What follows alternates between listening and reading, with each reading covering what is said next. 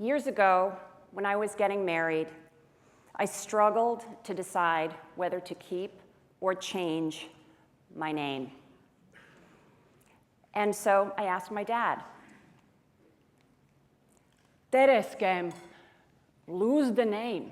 No one can pronounce it.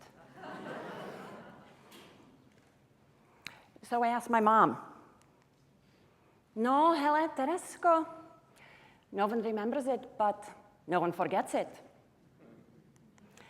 My parents were political refugees. They were immigrants from Czechoslovakia, and they came here with nothing, and they couldn't go back. And so together, we built our family. We worked hard. I didn't question why I needed to work hard in school. Together, we practiced the piano. We helped change boilers in the house. We were all together, and we worked hard. Things changed pretty quickly. I did grow up. I got the great job.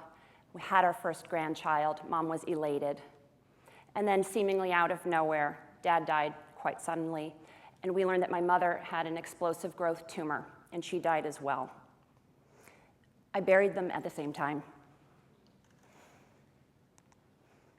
I felt deeply alone, completely overwhelmed by this completely different life. I did have a chip on my shoulder professionally. I'd had a fantastic career before, but I had left it, was very much separate from it, and I actually wanted a new one, and the network that I had nothing to do with the network I needed to have. I wanted to enter the web world, the internet web world, and I didn't know how to do it, but I did know that internet people attend a lot of events, so I decided that I was going to attend an event. So I went to one, and no one talked to me, not one person. I felt irrelevant. I felt invisible. Has anyone here ever felt like that before? I sure did. So I went home really sad. And I thought about my parents, and I thought about my mother specifically, and I imagined her advice to me, and that was, Tereza, you go back, and you go back, and you go back until everybody knows you. And so I decided that I would attend 100 events, and that's what I did.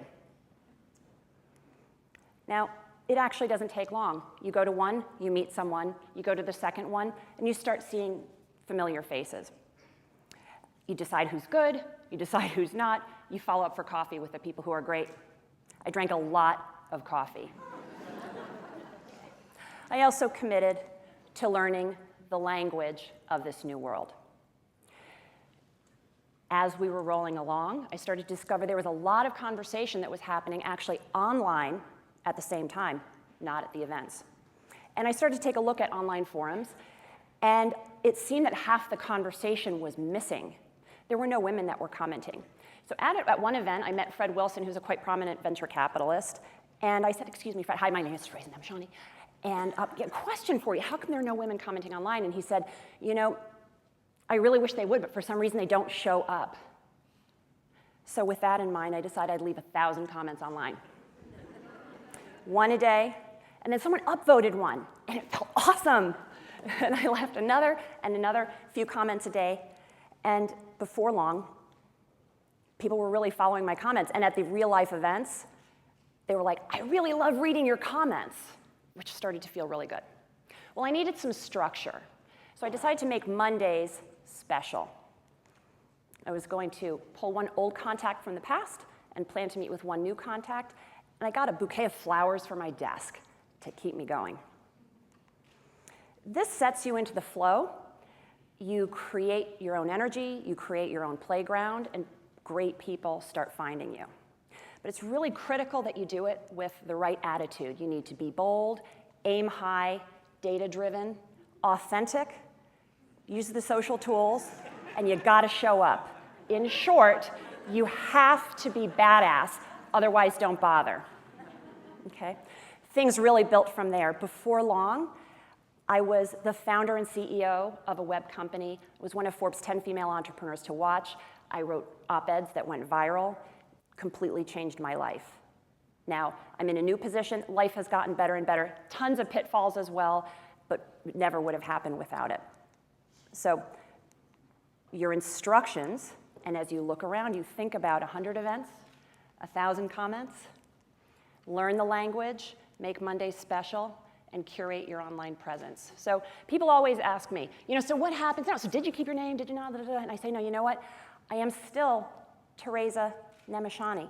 And today, I'm wife to Richard. I'm mother to Margot and my own little Marta.